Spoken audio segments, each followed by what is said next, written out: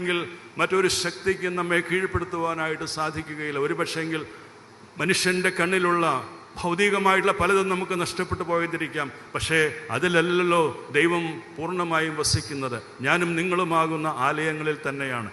അവിടെ ദൈവം വസിക്കുന്നുണ്ട്. അതുകൊണ്ടാണ് നമുക്ക് കൂടാരമെടുത്ത് ആരാധിക്കുവാനുള്ളതായ മനസ്സുണ്ടാകുന്നത്. അതുകൊണ്ടാണ് ഈ കഷ്ടങ്ങളുടെ നഷ്ടങ്ങളുടെ മധ്യേ നമുക്ക് കൂടുതൽ വിശ്വാസത്തിൽ പ്രോജ്വലിച്ചു നിൽക്കുവാനായിട്ട് സാധിക്കുന്നത്. പ്രിയപ്പെട്ട സഹോദരങ്ങളെ, ഈ ഭദ്രാസനം അതുപോലെ പ്രയാസത്തിലൂടെ മുൻപോട്ട് പോയതാണ്.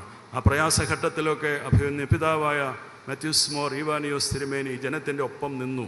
ഇനിയും ഒരു സംഘർഷം വേണ്ട, ഇനിയും ഒരു വഴക്ക് വേണ്ട എന്ന് പറഞ്ഞ് പലരും മറ്റു കാര്യങ്ങളെല്ലാം മാറ്റിവെച്ചിട്ട് പുതിയ ഇടങ്ങൾ കണ്ടെത്തി ദേവാലയങ്ങൾ പണിത് മുന്നോട്ട് പോവുകയാണ്.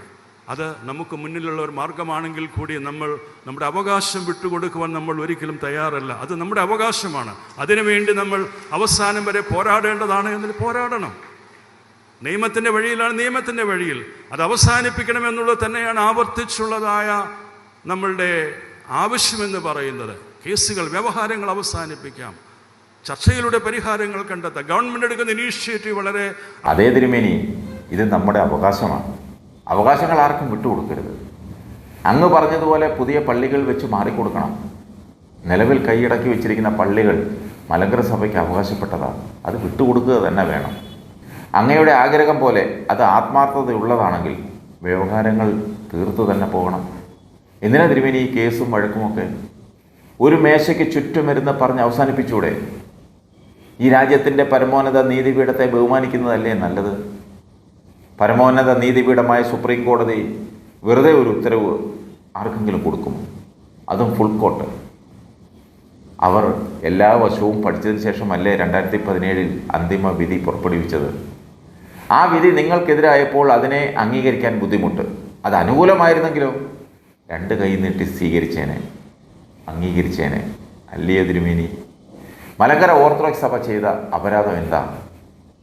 കാലാകാലങ്ങളിൽ അങ്ങയുടെ അനുയായികൾ കൊടുത്ത കേസുകൾ നടത്തി അതിൽ വിജയം കണ്ടതോ?